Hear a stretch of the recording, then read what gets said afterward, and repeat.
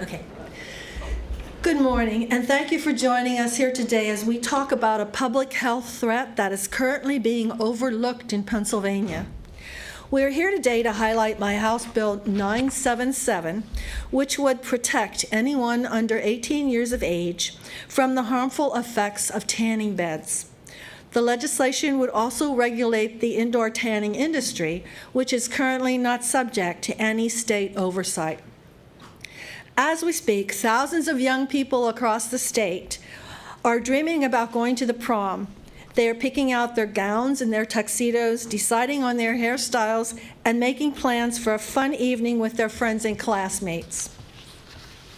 Unfortunately, all too often, indoor tanning is also part of the prom equation. This season is prime time for the tanning salon industry, and unfortunately, the prom customers are some of the most vulnerable to the deadly effects of exposure to ultraviolet radiation. I want all the young people in Pennsylvania to know that exposure to ultraviolet radiation can give you a great tan, but it can come at the price of your life. Is it really worth it? Studies have shown that exposure to this radiation can damage an individual's DNA. Doctors around the world encourage everyone to avoid exposure to this cancer-causing radiation, which is particularly harmful to teenagers and young people. Every year in America, approximately 9,000 people die from melanoma.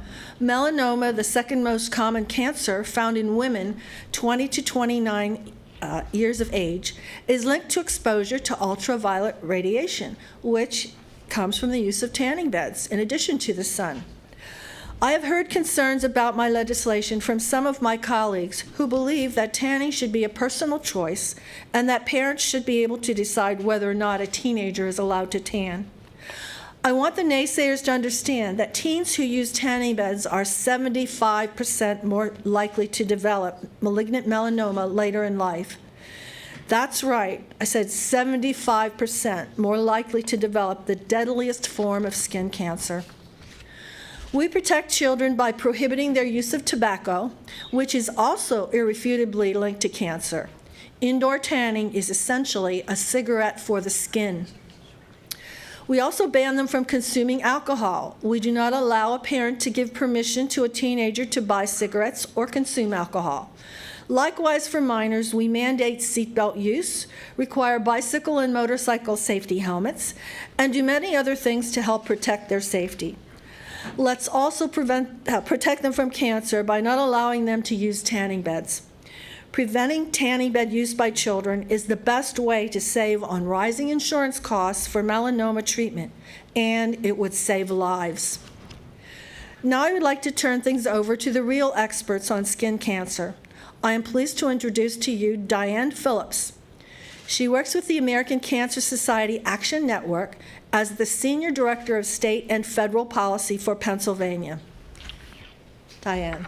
Thank you.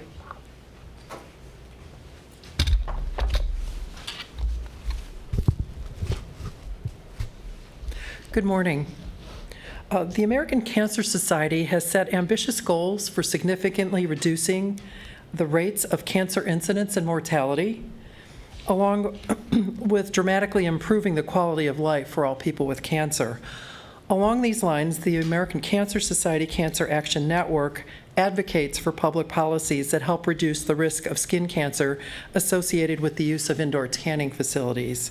The American Cancer Society Cancer Action Network, or ACS-CAN as we like to call ourselves, is the advocacy affiliate for the American Cancer Society. Skin cancer is the most common type of cancer in the United States, with melanoma as one of the most common cancers diagnosed among young adults. Ultraviolet or UV radiation exposure from the sun is a known cause of skin cancer, and UVA radiation exposure during childhood and adolescence increases the risk for a skin cancer diagnosis as an adult. Melanoma is the most deadly form of skin cancer. An estimated 3,890 persons will be diagnosed with melanoma in Pennsylvania this year, and close to 500 people will die from the disease. The risk of developing melanoma is also increasing. According to the Pennsylvania Department of Health, the incidence of melanoma in the Commonwealth rose by 58% between 2000 and 2009. An analysis published in the International Journal of Cancer found an increase in the risk of melanoma in people who first used tanning facilities in their teen years and 20s. This analysis was a review of 19 other studies. It concluded the use of tanning facilities before the age of 35 increases the risk of melanoma by 75%. The authors strongly suggested restrictions on the use of tanning facilities by minors. Largely based on that analysis, in 2009, the International Agency for Research on Cancer raised its classification of UV-emitting indoor tanning devices to the highest level of cancer risk, and that's known as Group 1, carcinogenic to humans. So there is no doubt use of tanning facilities is carcinogenic. 6 different national and international organizations, including the World Health Organization and the National Toxicology Program of the U.S. Department of Health and Human Services, have all issued reports on the adverse health effects associated with the use of indoor tanning facilities and have recommended that minors under the age of 18 not use them.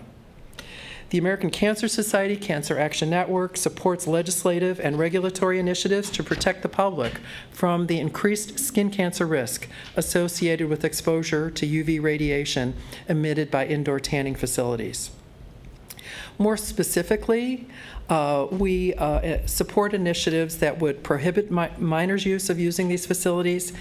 We would like to ensure that tanning facilities are properly regulated and that there are effective enforcement provisions, and finally, that prior to use, all consumers should be properly informed of the very real risk of using indoor tanning facilities. For these reasons today, I'm here with Representative RoseMarie Swanger and our other colleagues. We need to educate all Pennsylvanians of all ages about the risks of tanning, and we need to advocate for policies that prevent young people under the age of 18 from using these facilities. Tanning as a teen or young adult greatly increases the risk of skin cancer, including deadly melanoma. We do not believe that relying on parental consent to avert kids from using tanning beds is sufficient. It's just not good enough. At its very best, parental consent would only protect a portion of young people. It will not protect everyone. Tanning beds are the unknown risk for skin cancer. We can protect our children by requiring that no one under the age of 18 be allowed to use these facilities. We already have legislative policy, and I believe that Representative Swanger mentioned this. We already have policy for this age group. We don't let minors purchase alcohol or tobacco. Simply put, parental consent does not prevent. We need to be consistent, and we need to protect all, not some of our kids, from the known risk associated with indoor tanning. And of course, working with members of the General Assembly, we can do that. Thank you, Representative Swanger, for championing this issue, and thank you for the opportunity to speak this morning.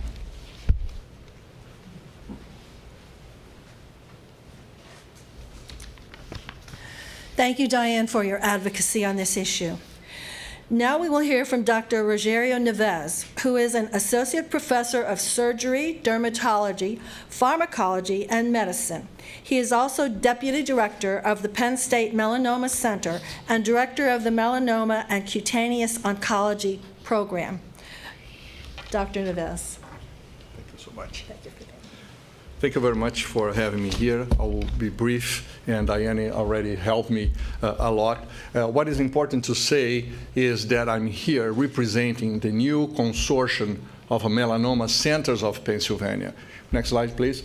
And that represents Penn State University Melanoma Center, University of Pennsylvania, Thomas Jefferson University, University of Pittsburgh, Temple University, and the Worcester Institute. So all melanoma centers in this state were brought together, and I'm speaking on behalf of them, supporting, giving full support to Representative RoseMarie Swanger proposal. And that's for the reason. Melanoma now is the most common form of cancer in young adults and 25 to 29 years old, and the second most common form of cancer among adolescents 15 to 29. This never happened before. And why we are seeing this is data for the National Cancer Institute, because those are exactly the population that goes to the tanning bed salons. And this is a multi-billion-dollar industry. And the industry estimates that 1 million times a day, someone in the U.S. use their tanning beds. And according to the indoor tanning industry, 30 million Americans, which means 10% of the U.S. population, use tanning beds per year. And if you see that at age 14, 7% already of the girls went to a tanning salon, 15 by 15, and 35% at age 17. Which means that they use around 20 times average tanning bed salons. Next slide, please. And what are the effects? Diana already exposed that 18 to 28 years old are the most common population. That's why we're seeing this huge increase in melanoma in this population. Only one use of tanning bed before age 35 can increase 75% the chance to develop melanoma, 225% chance to develop other skin cancers as a squamous cell. And as she said as well, is as carcinogenic as a plutonium, arsenic, mustard gas, cigarettes. So everybody knows that. This is a WHO document that put this together. Following?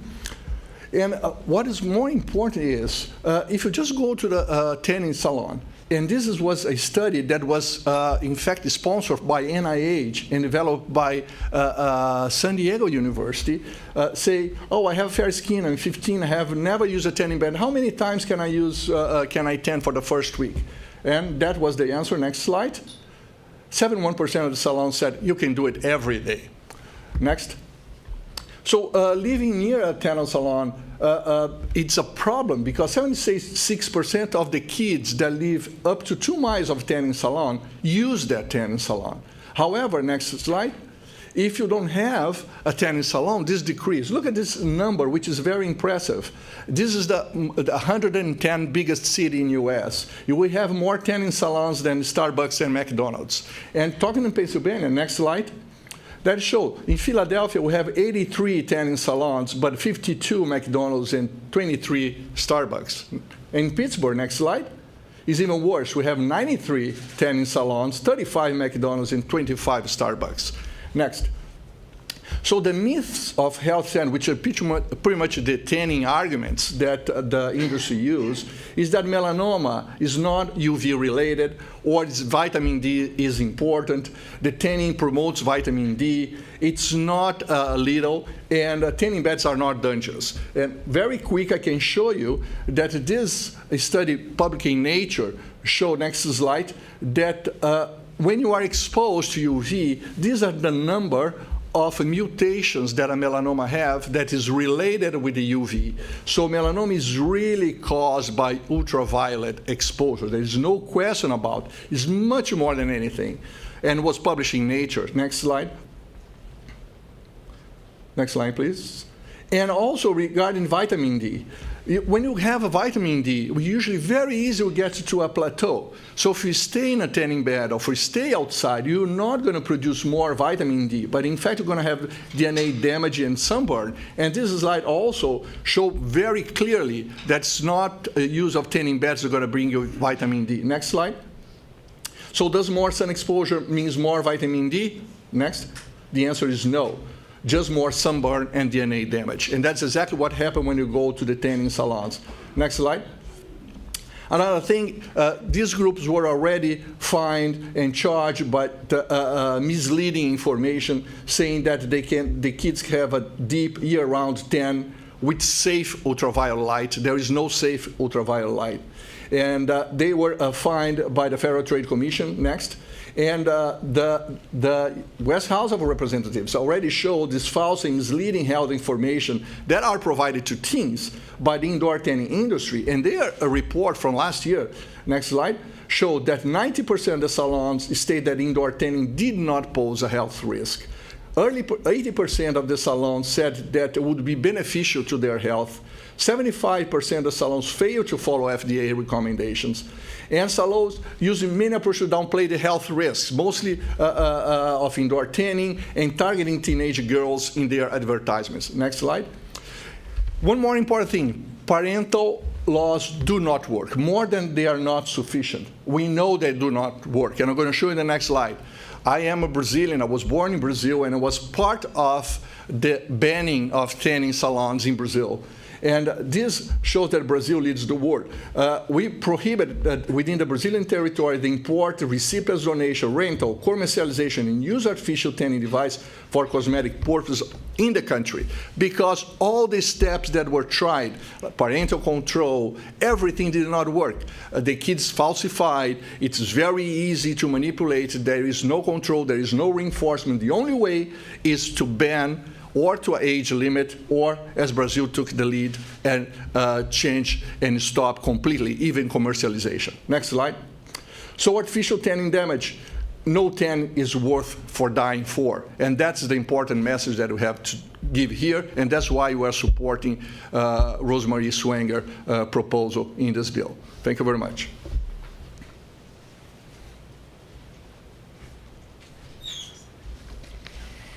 Thank you, Dr. Neves.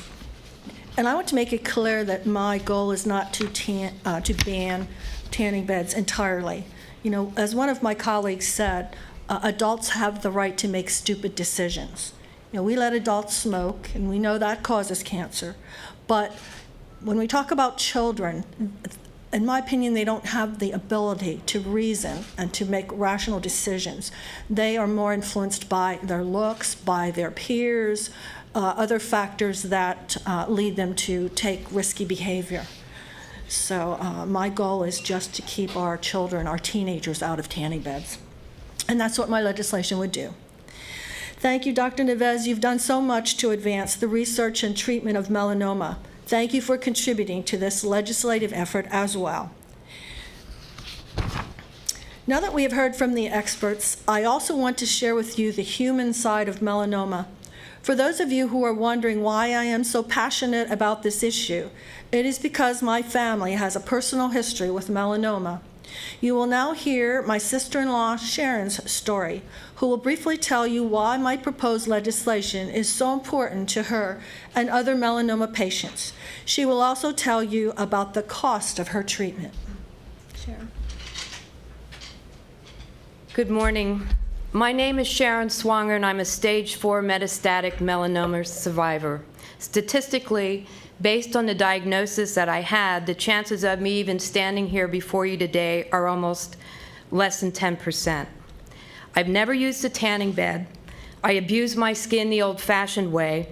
During my teenage years, I laid out an average of 4 hours a day whenever possible throughout the summer in order to get that perfect tan. The ironic part is, the darker I became, the more people told me that I looked healthy. Fast forward to the fall of 2000, my dermatologist discovered a mole on my left shoulder. He removed it, and we celebrated when we learned that it had clean edges. He felt that he got it before the horse had left the barn, as he liked to say. 6 years later, I developed an unproductive cough that I couldn't get rid of. And then on July 31st of 2008, I was diagnosed with stage 4 metastatic melanoma. I had spots on my brain, my lungs, my uterus, and a large tumor that was pressing on my windpipe, which was what caused the cough. I sought treatment right here in Hershey at the Penn State Hershey Medical Center. I had 2 rounds of gamma knife, which is a focused radiation to address the brain tumor. Then I underwent a biotherapy treatment called interleukin-2, which is a treatment that's so toxic that I had to be admitted to the hospital to receive it. My interleukin-2 treatments were followed by a year of an oral chemotherapy drug called Temodar. And one of the side effects of Temodar is that it causes a lot of swelling, and unfortunately the dead tissue that was in my brain after the gamma knife surgery swelled and had to be removed. So in June of 2009, I underwent brain surgery to remove the necrosis. I've been cancer-free ever since. So a couple of years ago, I contacted the medical center to find out just how much my treatment had cost. This was about 3 years ago. At that time, my insurance company checked and got back to me and told me my treatment cost was $860,000. That was 3 years ago, so I guess I'm probably up to about $1 million right now, if I were to make a guess. So after my diagnosis, I started to read as much as I could about melanoma. and I was shocked to find out how many teenagers, especially girls, were being diagnosed and dying from melanoma. I learned that the common denominator was the fact that they started using tanning beds early in their lives. And as we've heard, the American Cancer Society and the World Health Organization classify tanning beds in the same category as cigarettes as known carcinogens, and that's a fact.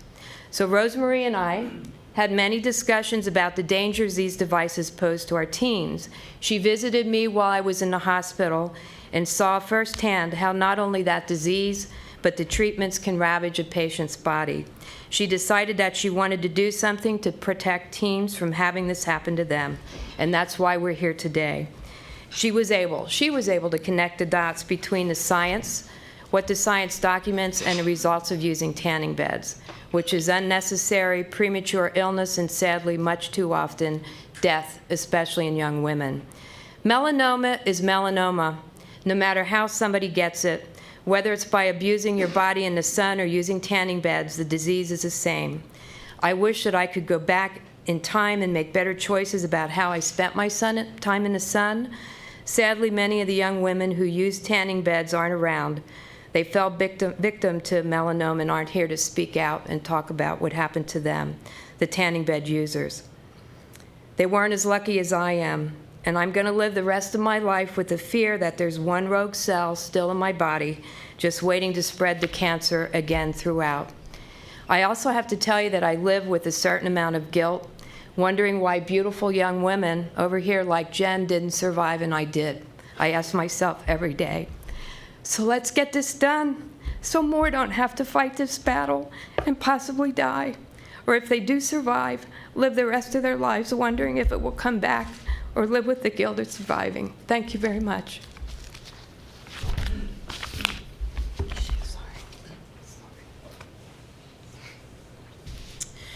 You know, Sharon gave me an education about tanning beds. Before I heard from her of their dangers, I was under the impression that they emitted, quotes, the safe rays.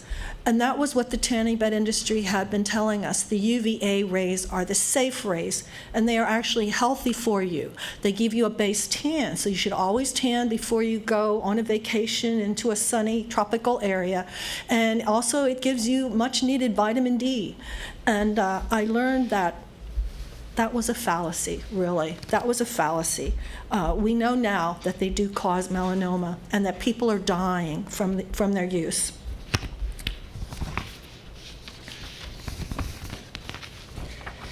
Okay. I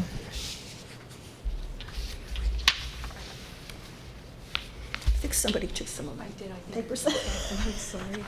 I got It's okay. I'm so sorry. No, that's okay. Thank you, Sharon, for being here to share your story. Finally, we have Doreen Buckle with us here today. Doreen will tell us about how her family was touched by the devastating effects of melanoma, which are directly linked to the use of indoor tanning facilities.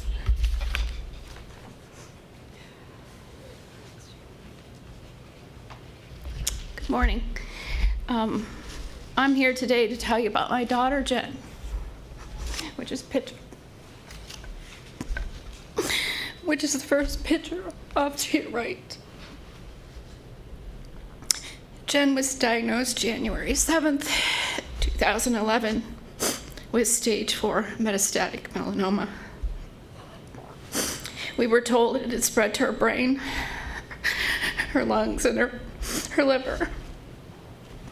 Jen lost her battle December 13th, 2011.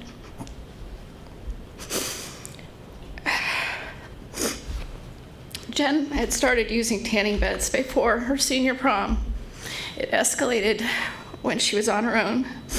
She had her job and bought a tanning package that she could tan unlimited times each month. So until the age she was diagnosed at 27, she had been using tanning beds for 10 years, on and off. As her parent, I told her it was not good for her. She could get skin cancer, and she would say, "Mom, it's my relaxation time." I did not know about melanoma, that it could cause death. And now, in talking to bring awareness, I am finding still parents who do not know the dangers of tanning and how melanoma can kill. As we have heard from the American Cancer Society, ultraviolet radiation is a proven carcinogenic. I'd like you to put a face to melanoma, and that's why I'm here today. My daughter, Jen, beautiful inside and out. She had the promise of a hopeful life ahead of her when she was diagnosed. It came as such a shock to all of us. She went through vigorous treatments. One of them, well, this is what the melanoma looked like on the back. She had a big lump on her back, and then she had it removed. But when she went for further treatment, they found the lung and the brain mets. So she had to go through vigorous treatments, one of them being the gamma knife, which you'll see her with a halo that's screwed into her head, and treated the brain mets the best that they could. She also went through a clinical trial drug that worked for a while, but this cancer is very aggressive and it came back again. The last time she had a scan done, they saw a lot of brain mets, and the doctor told her her only hope was full brain radiation, which is the picture of the face mask, which would hold her head down while she went through the radiation. The day she was told this, I had to listen to my daughter cry out, "I don't want to die, Mom. I'm too young. And I have so much to live for. I want to get married. I want to have children. I want to have a home." It ripped our hearts out to see our child suffer. And it made me feel really guilty that I did not protect her as a parent. I didn't know. The last picture I brought us of her when she lost her hair due to the radiation. She was 27 years old. And to a 27-year-old, she said it wasn't devastating, but she was fighting for her life. But she was very, very conscious of people and how they looked at her. And Jen was, since the time she was a child, was a loving and giving person. She used to wrap up presents to give to everyone that visited our home. She loved to give gifts rather than receive them. Shortly after she was diagnosed, she felt that she was to write a story, in her words, to help others and bring awareness. She did not complete her story, but always said, "Mom, promise me that if something happens to me, you'll finish it." In closing, I'd like to share with you an incident on March 2011. One day, my daughter Jen was crying out to God. And she said, "What is my purpose in life?" And on a piece of paper, she scribbled what she heard. And it was to save others.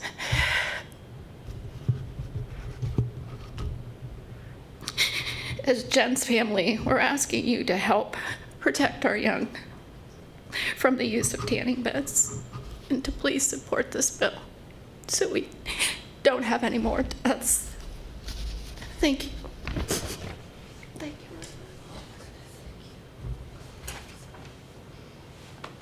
you. And I didn't introduce her husband. Mr. Buckle is with her. That's who was standing up front with her today. Doreen, I know it's not easy for you to share your story, but I applaud your courage in continuing Jen's fight to save other people from this often preventable disease. You know, I, like so many other people, thought skin cancer was really no big deal. You just, went to the dermatologist if a mole looked a little funny. You went to the dermatologist, they cut it out, and then you would be fine. Before Sharon got her melanoma, I had no idea that it caused massive tumors all over your body, cancerous tumors all over your body, in your brain, around all your organs. So Sharon is the one who really did educate me, and that's why I'm so passionate about this. It is preventable, and we just have to get the word out. We have to educate people. In closing, I want to bring to your attention the fact that the American Cancer Society, the Pennsylvania Medical Society, the Pediatric Society, AIM at Melanoma, the National Council on Skin Cancer Prevention, the Melanoma Center at Penn State Hershey Medical Center, as well as all other melanoma centers across the state, and the American Society for Dermatologic Surgery are all supportive of my legislation. Every member of this General Assembly took an oath to support and obey both the Pennsylvania and the U.S. Constitutions, which require us to protect the safety and welfare of our citizens. I ask my colleagues in both chambers to join me in support of this effort to save lives. Thank you for joining us today. Are there any questions? Hi, RoseMarie. Have you run this by leadership? What's the reaction you're getting to this? Well, I've run it by leadership, and they've encouraged me to support the bill. However, there are many members of the General Assembly who feel that this is going too far, that the only thing we can get passed in Pennsylvania is the parental permission version of this bill. I say to them, and you've heard on this stage, that that is not enough. Other states have tried that. California tried that years ago. I think it was like 18 years ago they passed parental permission. And they saw that it was not doing much to prevent melanoma in the young people. So they have now gone to the prohibition of the use of tanning beds by minors. I think I should start with the best bill possible. I'm not going to cave in to the thought that parental permission is all we can do in Pennsylvania, because I think in Pennsylvania we can do better than that. So this is my effort, and I'm going to bring it to the attention of all my colleagues, including leadership. One follow-up I could, and maybe the doctor could help you answer this. Your sister-in-law said she never went to a tanning bed, and No. she had situations. So somebody out there could be saying, well, how do you know it's a tanning bed? How do you know it's not just you who got, and I happen to be from an Irish family. We have Irish skin, and we're thrown on the beach with no tanning lotion. I'm of that age. I mean, how do you know that isn't what just caused it, and that's not necessarily your bill isn't helping that? I'll let Dr. Neves add to this, but this is he can correct me if I'm wrong, okay? Tanning beds are so much more powerful than the sun. Okay, 10 minutes in a tanning bed is equivalent to 2 to 3 hours in the sun. So when you get that massive dose of radiation when you're a young person, it doesn't take as long for the harmful effects to build up, because you see people in their 20s and 30s that have melanoma. A lot of people who spend time in the sun, it will take longer for them to get to that disease. Sometimes these people, well, look, Sharon was what, in your 50s? I was 55. Sharon was 55. I've heard of farmers that have gotten it from being out in the sun a lot, and sometimes that is in their later years also. But the fact that we have the younger people having this disease is, I think, directly attributable to tanning beds. Do you want to follow up on that? Sure, no, it was great, but it's very simple. Melanoma was a disease that we used to see in the 5th decade of life, exactly because the cumulative damage by the UV. Those tanning beds is so intense, and imagine exactly the people that go to the tanning beds are the ones that do not tan. They burn and do not tan. So they get to those beds, and in order to get the tan that they need more and more of that sessions. And what happened, that UVA rays that are having those lamps does not burn you. If you go to the sun and you are exposed, you'll feel burning, you're going to get red, and you look for a shade. In those beds, you keep frying and you don't notice. So we are getting more and more of intense UVA radiation that goes deeper. And that's why I'm seeing patients at least twice a week that are less than 30 years old, just because of the use of tanning beds. So that was the click for the whole medical community that something was wrong. And and this is a big study from Mayo Clinic that show this relation with the tanning bed. And I want to just give a brief to very new information, and most to your colleagues, representatives. The arguments of the tanning beds industry is exactly the same one that we listen for the tobacco. Exactly the same thing. Okay, why do anybody does give parental control to buy alcohol or to buy cigarettes? Why you have to give parental control to go to something that we know that's going to cause you cancer? So this is absolutely ridiculous. And another thing that they say that will impact Pennsylvania economy, I'll give you just a new data from Brazil showing that all the tanning salons, they didn't lose one single job. They didn't close one single tanning because they replaced it by the spray, which is safe. So you don't have to close the tanning salons. You don't have to say they're going to lose jobs. They will just be smart. They're going to replace by the spray that does not cause any harm. You may have one allergy here and there, but we're not going to cause cancer. So there's a very new data that happens from coming from Brazil. And again, parental control does not work. It's not that it's not enough. It does not work, and we know already, because everybody have been trying for the past 20 years. So those information are important for everybody to know. That's why exactly we are supporting RoseMarie Swanger proposal. I'm not a politician, so that's why I'm more direct. I'm more direct than I know. Any other questions? Yes. In prior sessions, excuse me, this legislation was referred to the Judiciary Committee. Yes. And it didn't move. There was a hearing held. Yes. The House and the Health Committee. Yes. Do you feel as though that helps the bill's chances of moving out of committee to the floor? Well, I never thought it was appropriate to send it to judiciary, okay, because it is a definite health issue. So we got it transferred to the Health Committee. I am hopeful that committee will consider the bill and bring it up for a vote. It may be amended. I'm ready for that. But I will still fight the good fight and trying to have it be the best bill that we can make it, and that is the bill to not allow teenagers in tanning beds. And would tanning beds be checking your ID like a clerk if you're trying to buy cigarettes? Is that the way it would work? Yes. In my bill, they will have to check ID. They will have to know I don't know what the chart is called, but there's a chart that tells you, according to the kind of skin you have. They'll have to be educated on that so that they can advise clients how long they should stay in the tanning beds. There will be some inspection at a later date, but yes, it's going to regulate, not only keep kids out of it, but regulate also. Are there costs connected with that regulation and the inspection of tanning salons, and that the Department of Health would have to do that? There are. And I believe my bill addresses that in the beginning there would be certificates issued, and inspections would be only by complaint at first, okay? When there is enough money built up to do the licensing and full inspection, that will come at a later date, I understand. But yes, we do have to keep in mind that there is going to be some cost involved, but I think my bill allows for preparation. And right now they're completely unregulated. Unregulated. There's nothing that says how old or how long you can be in them or how many times a week you can go, or you don't need parental permission if you're a kid. It's pretty bad. Anybody else? Well, thank you so much for coming this morning, and I appreciate your attention. And I hope this will help people learn about tanning beds the same as I have learned just recently. Thank you.